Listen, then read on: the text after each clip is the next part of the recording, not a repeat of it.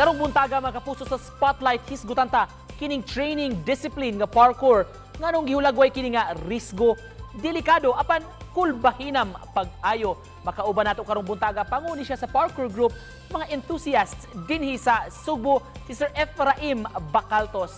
Mayong buntag Sir Efraim, welcome sa GMA Regional TV Live. Kumusta man ka sir karong buntaga? May adlaw sa tanan at salamat sa pag-invite ka nako. Buyag-buyag, maayo gihapon atong kahimtang despite sa ang sitwasyon karon nga napa sa pandemya. For the benefit of our viewers, sir, unsa man kining parkour, unsa may history ani sir og background og pakonsidera ba ni siya nga sport? When you say parkour, misconception sa tauna. So when you say manggod, before way back 2000, when we started 2012,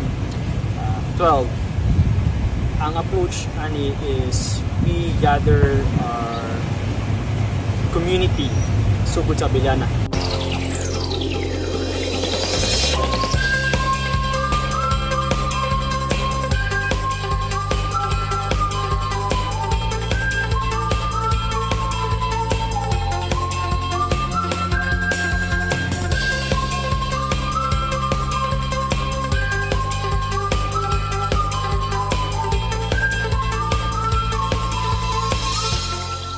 Kailangan lang is ang lawas. Wala kay kailangan bench press, barbell, wala. Ang imo kang kailangan is your creativity. We go for flow. Pagpaagi sa pagduwa sa environment. Sama sa usa ka practitioner sulti nga the world is our playground. Mao ka namo pamagi. Labi na rong panahon sa pandemya sir, unsa may makonsidera natong benepisyo niini kung panglawas ang hisgutan? Okay. Nagtuo ang tanan nga or kasagaran sa ato ang parkour is too physical. Okay? It's more of a psychological perspective on how you approach things. It's more psychological than physical. Una-unaan mo kaning mga challenges is more daring and more challenging.